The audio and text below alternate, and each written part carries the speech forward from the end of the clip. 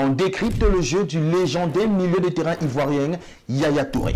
Le leadership, la puissance et l'intelligence. Qu'est-ce qu'on demande à un milieu box-to-box? L'éducateur, il est seul avec le joueur quand le jeune commence, à 6 ans, 12 ans. Qu'est-ce qui peut expliquer aujourd'hui que ce secteur soit si pauvre en Afrique sans manquer de respect à ceux qui sont là actuellement? Ça nous fait mal à nous les Africains. Tout à fait. Mais maintenant, je ne suis pas sûr qu'au Barça. Plusieurs fois observé dans le jeu de Yaya Touré, c'était quelqu'un qui était capable de casser les lignes, même sans ballon.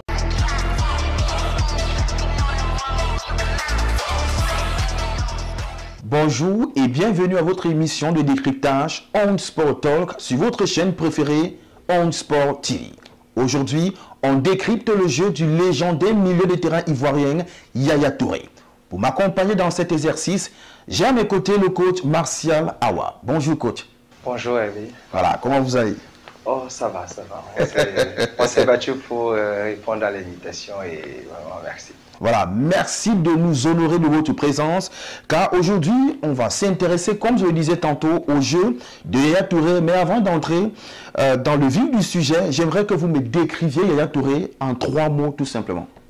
Yaya Touré, en 3 mots, je pense beaucoup plus à le leadership, la puissance et l'intelligence. Voilà, je pense que les expressions sont toutes bien trouvées pour entrer dans le vif du sujet dès à présent.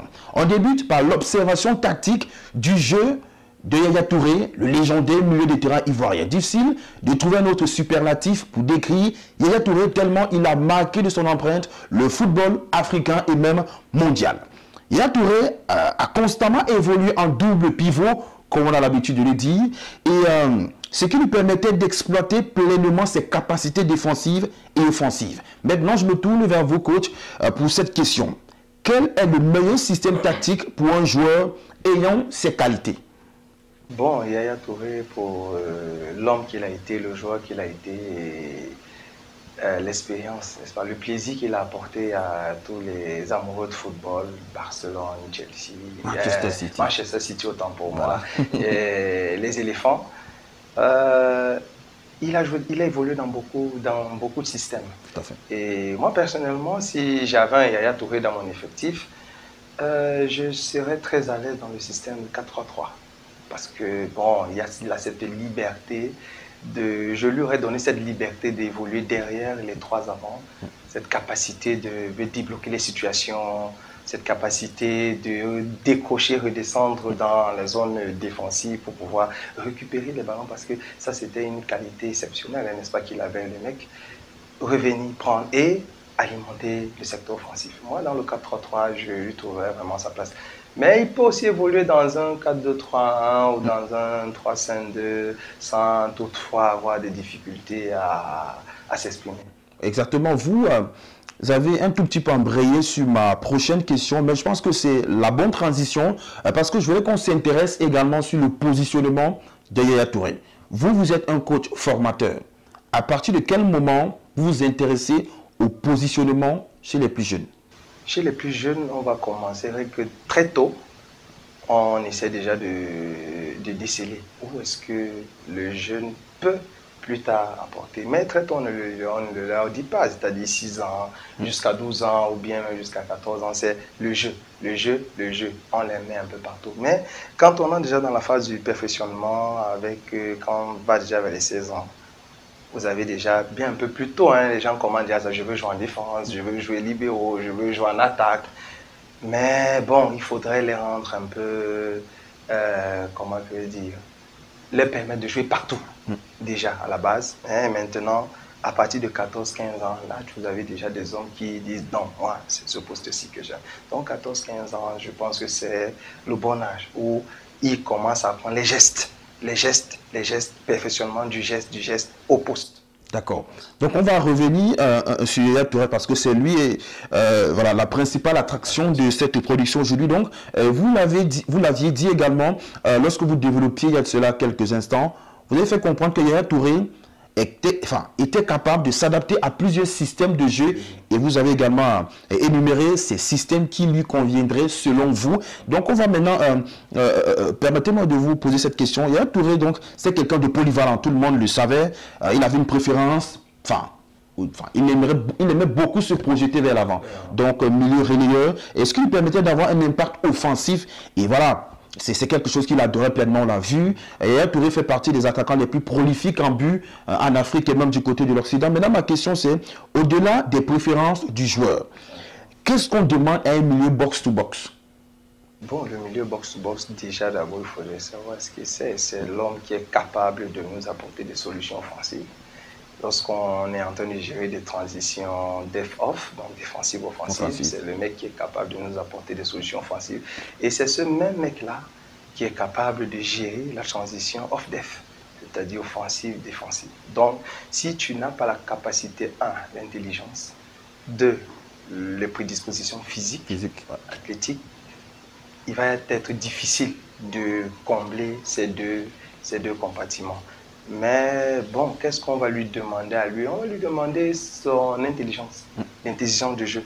Savoir quand est-ce qu'il faut donner le ballon vers l'avant, savoir quand est-ce qu'il faut garder, savoir quand est-ce qu'il faut temporiser le jeu. Savoir que bon, ok, maintenant si je la lâche un peu plus tôt, on risque la perdre.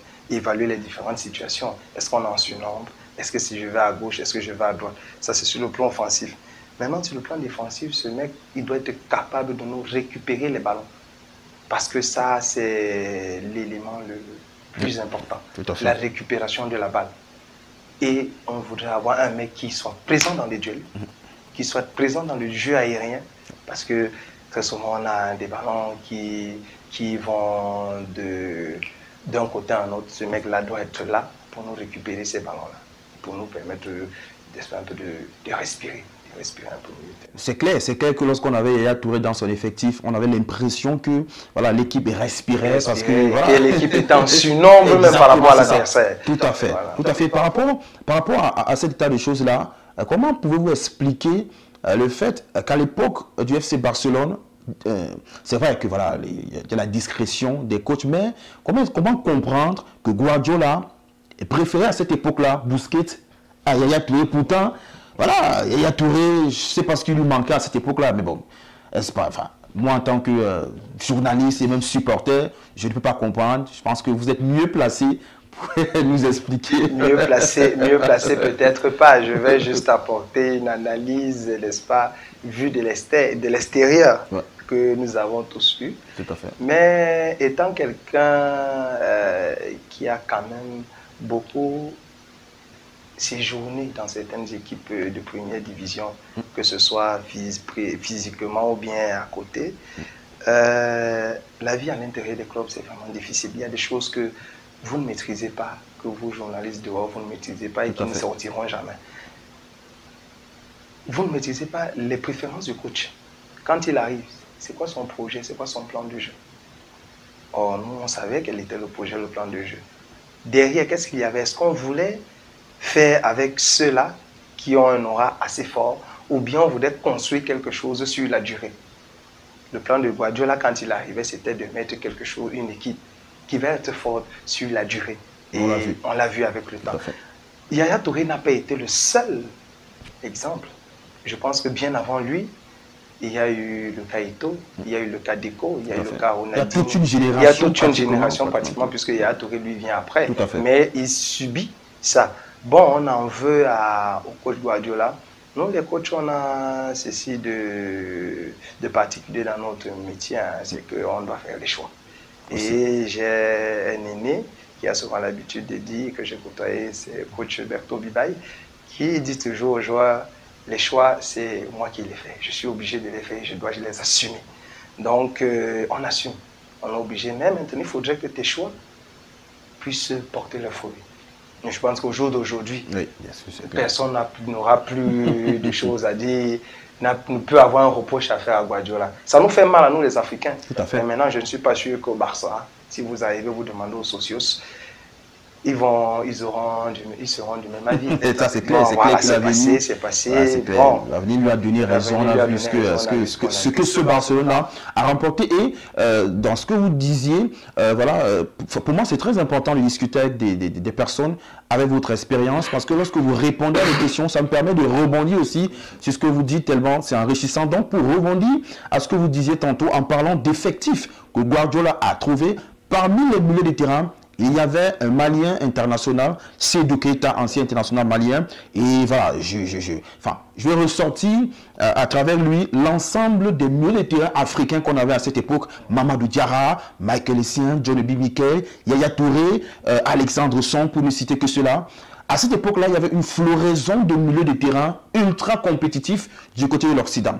Qu'est-ce qui peut expliquer aujourd'hui que ce secteur soit si pauvre en Afrique sans manquer de respect à ceux qui sont là actuellement? Bon, très souvent on dit je parle beaucoup. je vais tout faire pour être un peu bref. Et ça c'est mon analyse à moi, ça c'est mon observation.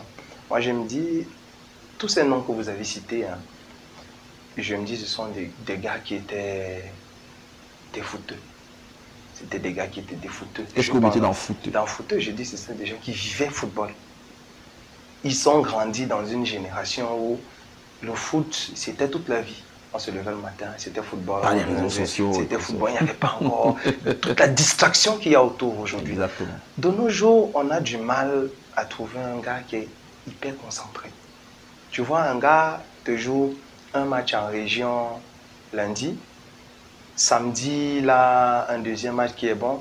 Dimanche, il y a déjà un manager qui est déjà en train de dire non, hey, tiens, gars, tu peux jouer l'élite. C'est vrai que ça va très vite. Tu peux jouer l'élite. Et ce gars qui a joué 2 matchs, pour lui, il a déjà le niveau de l'élite. Or, moi, je dis aux jeunes joueurs, vous ne vous connaissez pas encore, vous ne connaissez pas encore votre corps. Vous ne maîtrisez pas encore comment votre corps peut réagir après 10 matchs, après 15 matchs, après une saison. Savoir comment est-ce que le corps réagit. Or, vous vous levez, vous embrassez des aventures où on vous miroite l'argent. C'est vrai que tout ce qu'on fait aujourd'hui, c'est pour l'argent.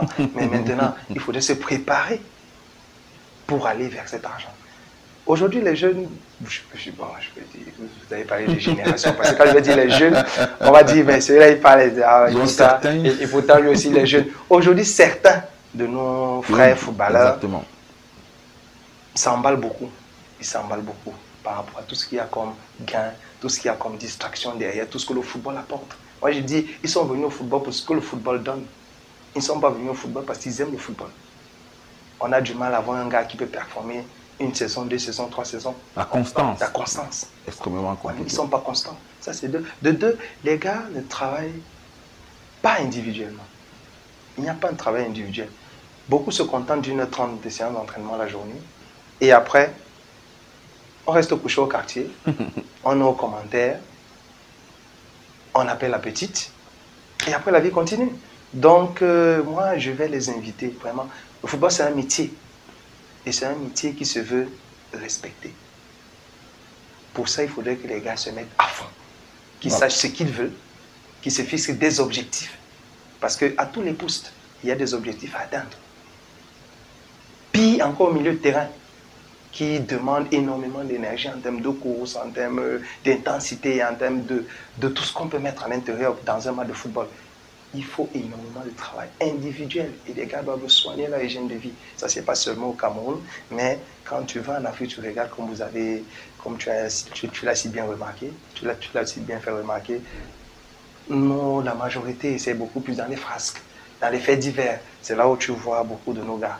Or, il faudrait que les gars essayent de se réveiller, qu'ils se remettent en question, qu'ils se disent qu'ils ont choisi un beau métier, qu'ils se concentrent dans leur carrière. Mais est-ce que vous, en tant qu'encadreur, n'avez pas une sorte de responsabilité dans cet état de choses, dans la mesure où le joueur fait partie, certains de vos collègues estiment que les joueurs sont leurs enfants. Donc lorsqu'il y a ce type de manquement, est-ce que ce n'est pas aussi parce que les encadreurs, les joueurs, les sélectionneurs ont manqué quelque part? Bon, je ne dirais pas que les confrères et les aînés ont manqué quelque part. Vous savez, c'est un maillon. Vous voyez un peu, c'est un maillon. On parle de la petite adolescence où nous mettons. Et au fur et à mesure, on avance parce que l'éducateur, il est seul avec le joueur quand le jeune commence, à 6 ans, 12 ans. Il est seul. À partir de 16 ans, quand le gars est capable de jouer déjà les coupes telles que Easter, tournoi de l'Union, l'équipe au fois A, fois B, et puis vous commencez, voilà, des jeunes là zonales, et puis vous commencez déjà à voir, il y a des maillons qui commencent, des éléments qui commencent à venir se greffer. Là, vous n'êtes plus seul avec votre joueur. Vous avez des boîtes de management qui arrivent. Vous avez des journalistes qui arrivent. Vous avez... Je ne peux pas vous dire. Non, c'est clair. Et on ne peut plus contrôler. Vous n'êtes plus seul à parler aux joueurs.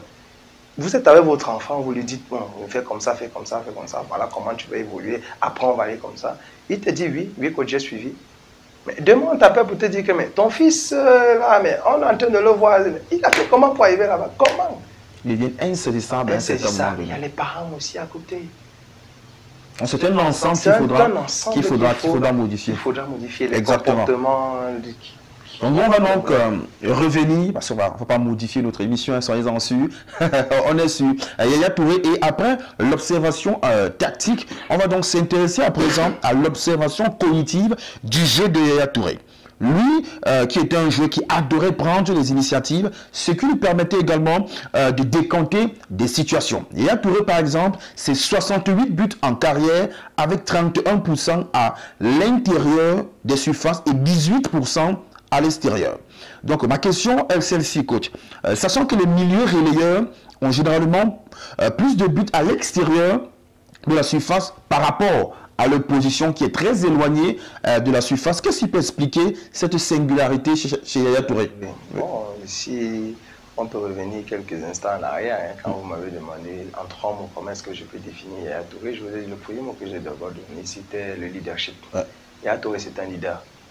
Yaya Touré, et le leader, c'est celui qui porte l'équipe sur lui. Donc, à un moment du match, il sent que c'est lui qui doit faire la différence, puisqu'on attend de lui. On attend beaucoup de lui.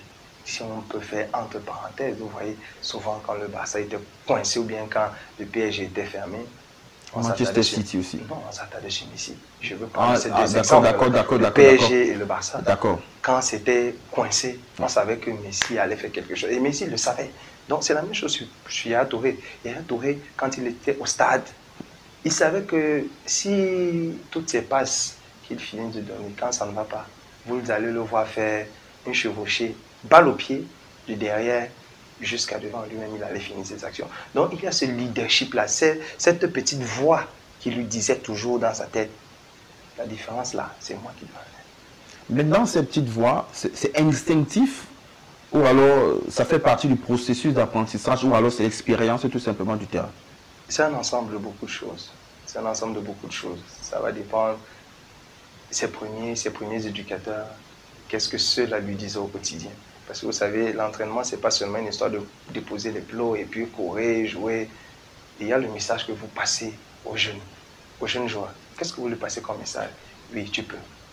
Vas-y, continue. Ça, c'est ce qu'on nous apprend dans nos stages de formation d'éducateurs. On nous dit, encouragez le jeune. Dites-lui comment faire.